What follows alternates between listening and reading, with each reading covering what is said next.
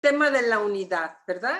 Sí, la unidad del texto sagrado, ¿verdad? Entonces, ¿cuáles son los principios? Eso era lo que tú estás, así empezaste a preguntar tú. Esta fue, Esa es. yo te decía, y es justamente lo que estaba diciendo. Mira, primero es la fe, ¿verdad? Ese es el que te va a dar un criterio de unidad y un punto de partida. ¿Por qué? Porque todo lo que está escrito ahí son testimonios. ¿Sí te das cuenta por qué? No es tanto que esa gente creyó, sino que esa gente está dando testimonio de lo que pasó. ¿Sí van conmigo? Sí, lo que decía el padre Solana ayer, es la fe lo que te hace seguir la historia de la salvación. Pues sí, pero es una fe que tú la experimentas en tu propia vida. Tú la experimentas, porque no es una fe especulativa, así yo tengo que creer, debo de creer, tengo que amar, debo de amar. No, no es eso. Tú vas experimentando a ese ser que te va sacando de situaciones, que te va llevando hacia él. La Madre Teresa de Calcuta decía, es que yo no estoy trabajando para tener éxito, yo no soy una ONG. O sea, hay una diferencia. Hay una diferencia, ella está actuando porque cree lo que está haciendo. Eso hace la diferencia. Eso hace absolutamente la diferencia de lo que se hace, de lo que se dice, ¿verdad? Y de la coherencia que se puede tener. Cuando tú lo haces porque lo tenés en la mente y eso lo tengo que hacer porque si no, Dios, si no hago esto, Dios no sé cuánto y porque si esto, ahí vamos mal, ahí vamos absolutamente mal. Entonces, a veces esa es la palabra debemos, tenemos que amar, tenemos que ayunar, no tenemos que hacer nada, no tenemos que hacer nada.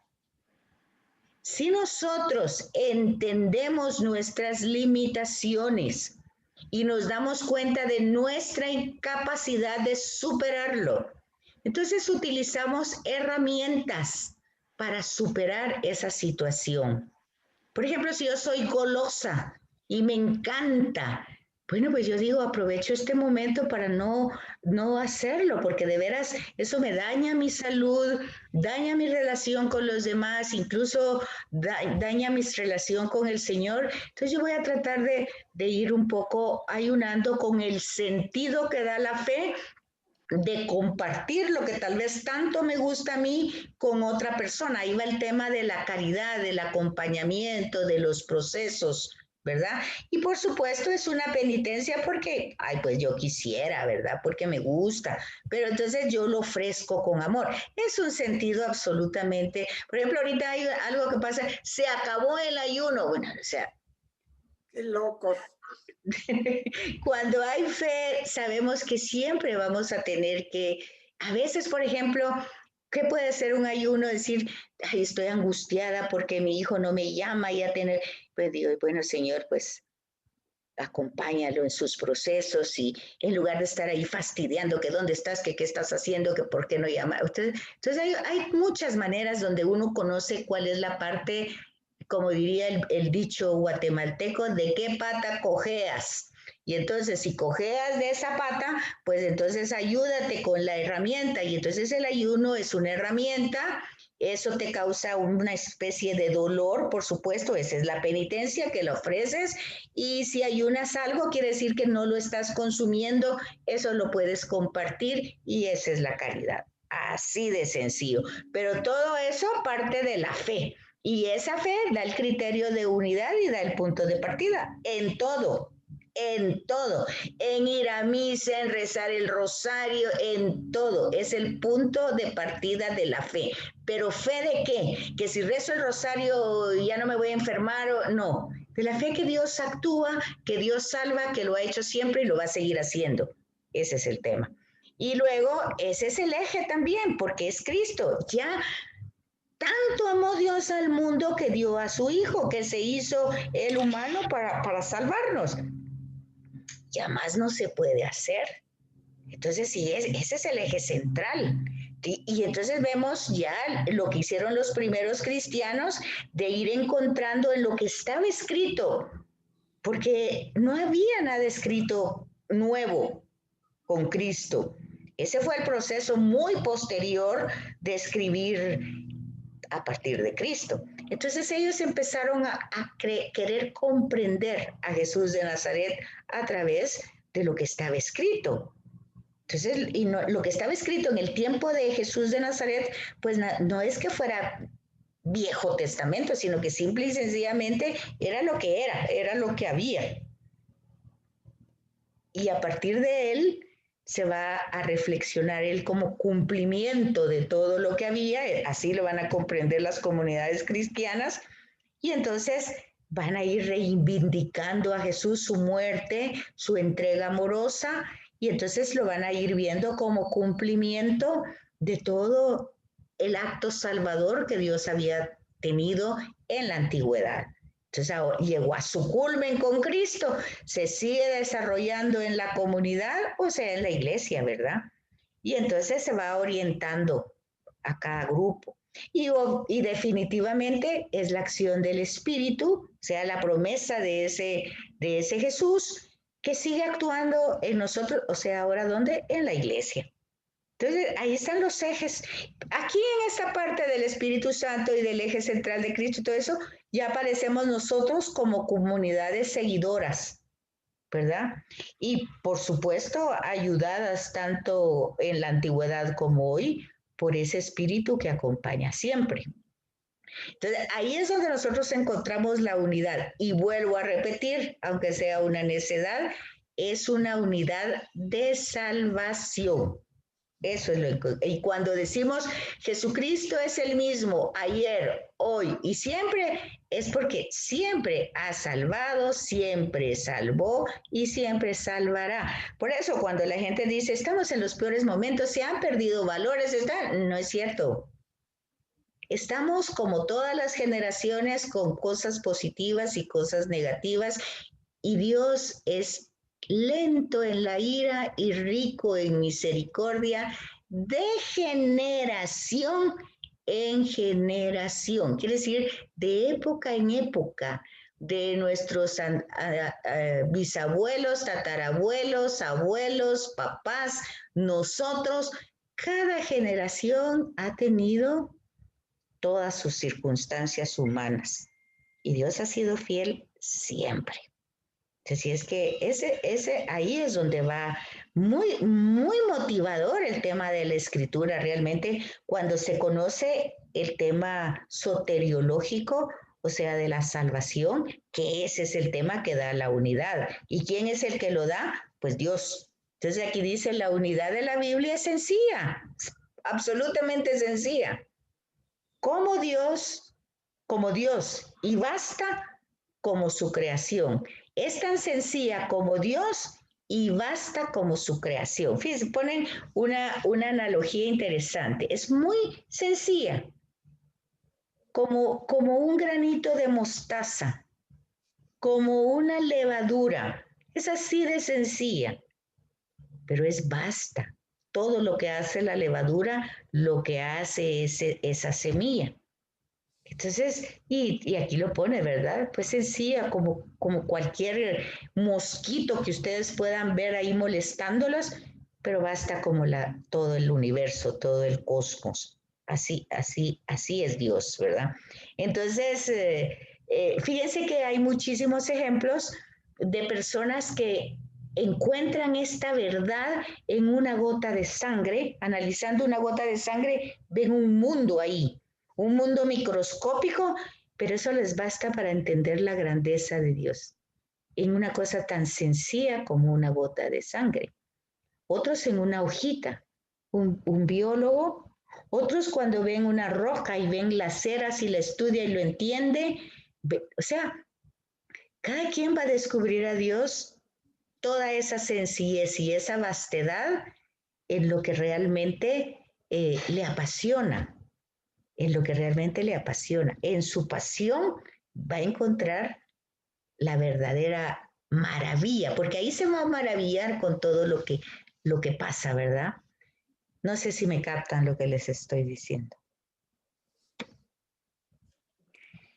Entonces dice que es preciso por eso encontrar el mensaje. Ese es el hilo conductor. Ni siquiera tenemos que separar Antiguo y Nuevo Testamento, es un hilo conductor que viene desde el capítulo 12, no empieza del capítulo 1, empieza el capítulo 12. La historia de salvación empieza en el capítulo 12 del libro del Génesis.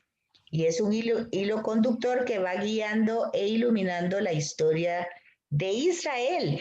¿Por qué la de Israel? Porque hay como un plan de Dios que Israel fuera como el imán para atraer todas las naciones, como la luz, o sea, esa luz que luego se va a encender según el Apocalipsis en la colina y todas las naciones van a llegar ahí. Bueno, pues eso también nos corresponde a nosotros, ¿verdad? Entonces, ustedes son la sal y la luz. Y ese es eso mismo, como el imán para ir atrayendo, no a los otros a mí, sino nosotros siempre somos dedo que señalamos a otro lugar, ¿verdad? Entonces, ese es el punto para llegar a la venida de Cristo, para entender la predicación de los apóstoles y ver cómo es la inspiración, ¿verdad? De cada escritor y entender que todo lo que se escribió en la escritura, en la Sagrada Escritura, pues llevó siglos de elaboración, no apareció de un día para otro.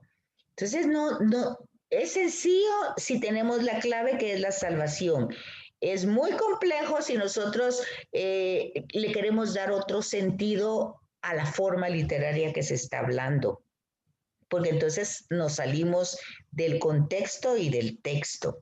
Pero el contexto y el texto son testimonios de la salvación de Dios que cada ser humano, con el caso de Abraham, de Isaac, de Jacob, de Moisés y cada uno de los personajes experimentó la forma como lo transmitió oralmente y mucho tiempo después, casi 1000 años antes de Jesús, se pone por escrito unas cosas, otras 500, otras 200, no todas se escribieron desde el primer momento. Entonces, eso hay que entenderlo para entender el texto. Entonces hay también un criterio de síntesis. Ya vimos que hay un criterio de unidad, entonces hay un criterio de síntesis. ¿Cómo se logra unificar ese material? Y aquí ya estamos utilizando la palabra exegético. O sea, ya estamos utilizando el análisis del texto. Y entonces ya estamos entrando a otra dimensión, a otra profundidad. Ya aquí, ¿qué les dijera yo? Ya no va tanto el tema de la fe, porque ya estamos entrando a un análisis del material, ya estamos analizando la escritura con otro criterio, con un criterio de síntesis. Entonces tenemos aquí a este escritor, a este autor, que propone que el tema central de la tradición básica de toda la escritura es el amor como expresión del misterio de Dios y la relación de Dios y el hombre. Sí, el amor de Dios que se expresa salvando al ser humano de todas sus tendencias e inclinaciones, y ese misterio de amor se sintetiza con la palabra misericordia, que es lo mismo que perdón, y es esa interrelación que Dios tiene con la humanidad, siempre perdonándola, siempre acompañándola. O sea, el amor tiene expresiones no abstractas, no te amo sentimentalmente ni en abstracto, ni a todo el mundo, no, tiene dimensiones personales. Es un amor que se personificó, que se hizo carne. Y entonces ese amor dialoga conmigo, me acompaña aún en mi momento más grave de pecado. Eso lo dice Pablo. Donde abundó el pecado, sobreabundó la gracia. O sea, donde el límite humano era el peor y yo no podía ya salir de mi situación, en ese momento viene la gracia a salvarme. Eso es maravilloso, fíjense. Y es muy interesante que nosotros no nos quedemos maravillados en Pablo, eso ya lo dijimos tantas veces, sino en la acción salvadora de Dios cuando Pablo era un matonazo y medio. No es tanto verlo que porque las sectas, que porque era fariseo, sí, todo eso está bien, es el contexto histórico y está perfecto. Lo maravilloso ahí es el resucitado que se presenta, ¿verdad? Que se presenta diciendo, es a mí a quien me estás persiguiendo. Entonces, es una teología muy interesante porque en esa teología, fíjense, es a mí a quien estás persiguiendo. Entonces, vea usted la sublimación del ser humano. ¿Hasta qué punto el cristianismo, a través de la encarnación, eleva al ser humano a tal dignidad que ya lo vamos a ver en los evangelios, como ni la ley, ni el sábado, ni el templo, nada está para que el hombre se esclavice en eso. Todo es una herramienta, un medio para ayudar al hombre. Ese es el criterio de Jesús según el testimonio de los evangelios, ¿verdad? O sea, Jesús todo lo relativizaba y al ser humano lo elevaba a una condición, es a mí a quien me persigues. O sea, cuando estás haciendo algo al otro, es a mí a quien me lo estás haciendo. Fíjense la profundidad de ese texto, de ese amor. Fíjense que casi que no hay nada de tema religioso, así de algo de piedad, sino es más bien una implicación en la realidad humana. Entonces, ese amor es un amor tangible, que se constata. Y Juan lo va a decir de otra manera. Si dices que amas a Dios que no lo ves y no amas al ser humano que lo ves, eres un mentiroso. Entonces, lo va diciendo, ahí ven ustedes la línea conductora. Ahora díganme ustedes, esto, júntenmelo con Dios pidiéndole a Abraham que mate a su hijo, dése cuenta de que usted tiene que presentar eso de otra dimensión, no dándole la importancia a Abraham, sino dando la importancia a Dios que suprime este tipo de aberración, ¿o no? Díganme ustedes. Por supuesto. Vaya, ya ven, entonces ahí es donde la catequesis tiene que tener la herramienta de la inteligencia para ir viendo que eso tiene que, ahí ayudó el contexto cultural para que yo entienda, pues. Y entonces ahí es donde decimos que en la escritura la unidad se manifiesta en la diversidad de las experiencias religiosas. Claro, la experiencia religiosa de Abraham es diversa a la de Pablo, como es diversa a la de los apóstoles.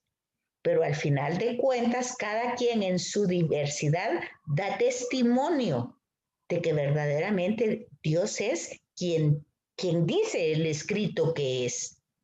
Y entonces el cristianismo naciente así lo entendió y entendió cómo Dios se manifestaba en la persona de Jesús. Entonces Dios se manifiesta en la historia, se encarna en la historia, ama al ser humano.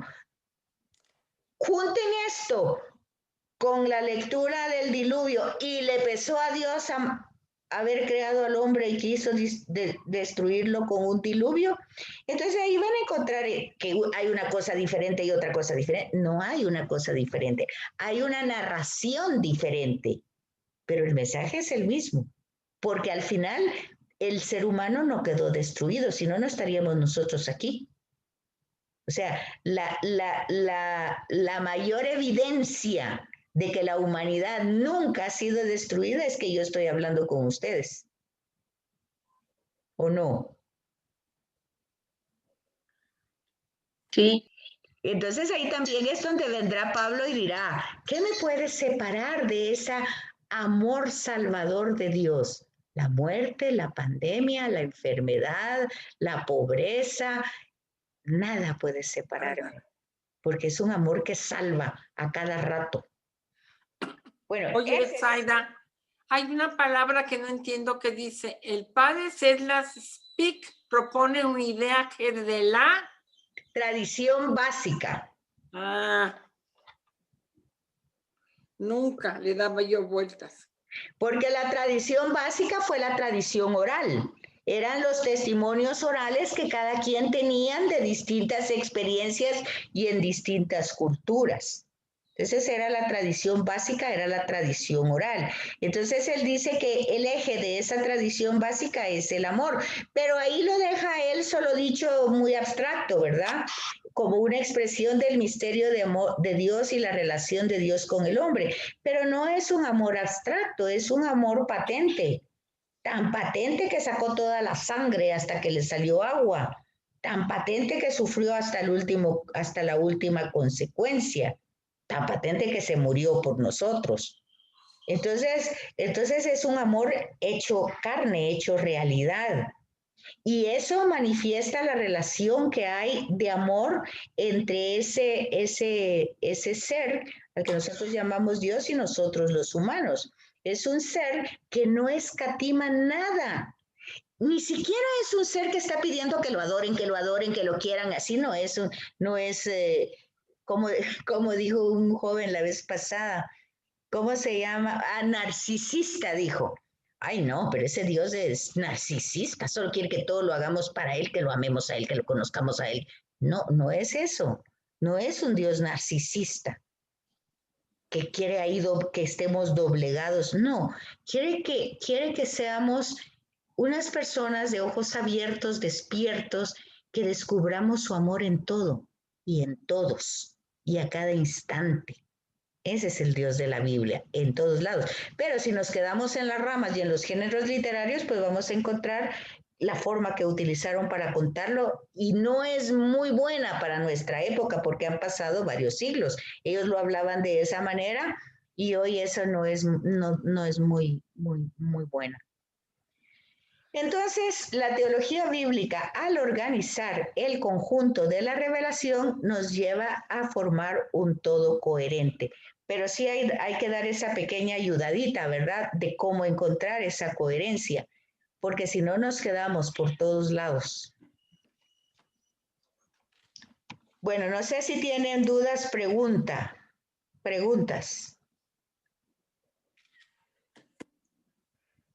No, yo creo que está muy claro hasta ahorita. Y aquí viene la síntesis prácticamente. Mire, la tarea de la teología, tanto del antiguo como el nuevo, ¿qué consiste? Articular, explicar, movilizar, poner a nuestra disposición el testimonio. Mire, apareció la palabra. O sea, son testimonios con toda su fuerza, hay mucha forma de decirlo, hay muchas alusiones, hay mucha imaginación, pero son testimonios que se llevan de esa experiencia salvadora, que la iglesia lo entiende, la iglesia entendida ya como magisterio, y ya estamos hablando hasta.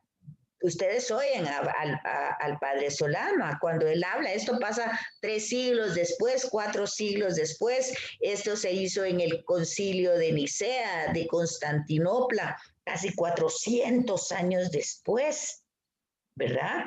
Entonces que entran al canon los textos, pero ya se habían ido recibiendo por manos primero de los apóstoles, después de los padres de la iglesia, después se va desarrollando por distintos movimientos, en fin, y esa tarea pues es permanente, es una permanente interpretación de la relación que hay con Jesús, que tenemos con Él como puente, como camino, como verdad para llegar a Dios, que es la meta y que es el mismo Jesús. Bueno, todo eso ya lo ven ustedes que entonces está ahí la orquesta, ¿verdad? Ahí está la gran unidad, una gran sinfonía de una gran armonía, pero que nosotros la tenemos que experimentar porque no es solo un tema religioso, ¿verdad? Ni es un tema solo de Israel, sino que ya entra en una globalizado, ¿verdad? Dice, la unidad se manifiesta en la diversidad de la experiencia religiosa de la fe de Israel y del cristianismo naciente como consecuencia de los diferentes contextos y los nuevos escenarios donde se manifiesta el Dios de la historia. sea, hoy tenemos un nuevo escenario y en este nuevo escenario debemos encontrar la armonía. Yo les aseguro que no es un canto tétrico.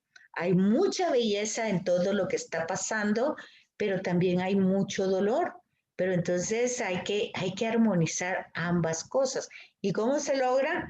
Pues solamente entendiendo a Dios dentro de esta historia, no como una prueba, no como un castigo, no como que lo permite, no como es su voluntad. Tenemos que encontrar una manera diferente de decirlo, de explicarlo, pero es Dios actuando en la historia. Hoy también, a través de la pandemia, Dios sigue actuando, no como castigo, no como porque lo está permitiendo, no porque es su voluntad. Hay que encontrar cómo es que está actuando en mi vida, en la vida de cada uno. Entonces, y no sacar generalidades, sino que cómo ha actuado Dios en esta pandemia en su vida, qué ha construido, qué ha hecho, qué se ha sacado, qué ha salido a la luz en su propia familia, ni digamos en la familia, en su propia persona. Entonces, este es un momento, el Cuaresma hace reflexionar de esta manera. Es un momento que permite eso, que da el chance a que se haga eso. Bueno, si Dios actúa siempre y está actuando en este momento, porque aquí dice eso, ¿verdad? Hay diferentes escenarios. Bueno, este es el escenario del siglo XX, del 2020 y el 2021. ¿Cómo se está manifestando? Bueno, esa sería una bonita reflexión como para retiro, ¿verdad? No sé si ya las llamaron porque son las 10:10.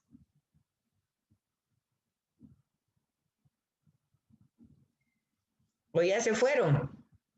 No, aquí estamos todavía, pero Se nos no. olvidó preguntar ni nos han Yo ya seguido. pregunté, pero no han contestado. Está bueno. Yo creo que tal vez sí, mejor le cortamos. Ya sí. pueden entrar, dice. Ay, a Sí, ver. entonces ya. Gracias, Betty. Ok, gracias, Betsaida, muy amable. Orden. Que estés bien. Igualmente, feliz día, feliz fin de semana. Gracias, gracias, Betsy. Un fuerte abrazo. Igual para ti, Ana Lu, muchas gracias.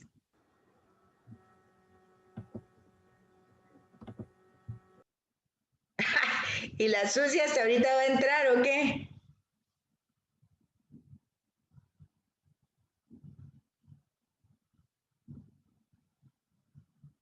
Susi. Susi, ¿qué pasó? Ya se salieron todas. No, se me salió y me pedía un montón de cosas, que había un error en la comunicación, entonces cerré todo y volví a entrar con el... Pero con ya el- se fueron a la otra reunión. ¿Tú crees? Deja ver si mandó algún chat. Ya, sí, ya me dijeron adiós. Ah, bueno, ok. Bueno, yo ahorita voy a hacer una transferencia. Mira, me mandó Guillermo por WeTransfer Ajá. unos datos que le pedí, que vienen unas fotografías. Después de que lo baja, ¿a dónde lo transfiero? ¿Qué te mandó fotos?